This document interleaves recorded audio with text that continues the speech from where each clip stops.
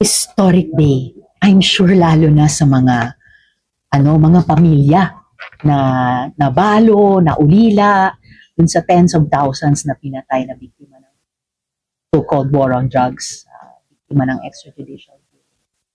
And I'm sure halos unbelieving as thrilled sila, lalo na dun sa pananalita ni Attorney Botuyan. Mabuhay siya, mabuhay ka Attorney Botuyan. Yung power at saka yung poetry nung sinabi niya. Wow, talaga, nakatagayan sa bato sa kasaysayan ng ating bansa. How confident are you na yung mga present prosecution and the Attorney Botuyan na ay magiging malakas dun sa kaso against the family?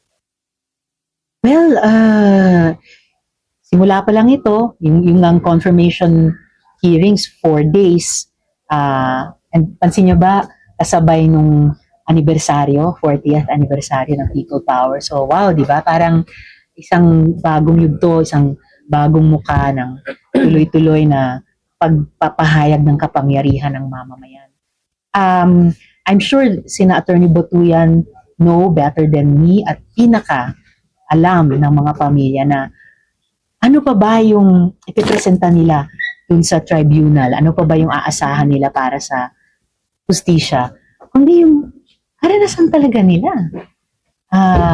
Yung the price they have paid para mag-survive hanggang sa araw na ito, para makarating dun sa Hague, na maparinig dun sa mastermind nung suffering nila yung ganitong mga proseso.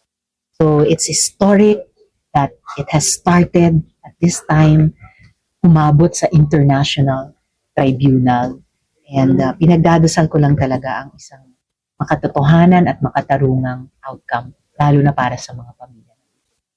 Nakita ba dito yung pong necessity or yung reason kung bakit tayo dapat mag-rejoin sa statute or ICC? Winelcome ko nung sinabi ng administrasyon na pinag-iisipan nila or posibleng sumali tayo ulit sa International Criminal Court. Kinaso pa yan ng Senado noon sa Supreme Court na bakit umalis sa ICC at sa Rome Statute nang walang concurrence ng Senado bilang treaty-making body, tulad ng kinailangan naming mag-concur sa ratification noon. So, kung itutuloy ng executive yung kanilang line of thinking or inquiry na yon, then I'm sure madali namang alamin ng DFA ano ba yung mga proseso na padala ulit ng tribunal yung instrument dito sa executive, and then kung i-ratify nila ulit, mag-concur ulit ang Senate. Yun ba you were calling for it? Yes. Mag-rejoin tayo.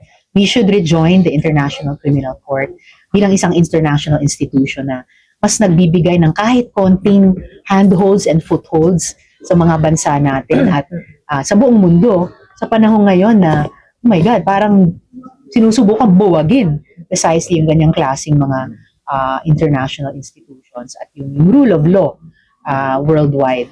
And kita natin ngayon sa marami nating mga kababayang EJK families na yan ang naging last chance nila para makakuha ng hustisya after our justice system was not able to deliver.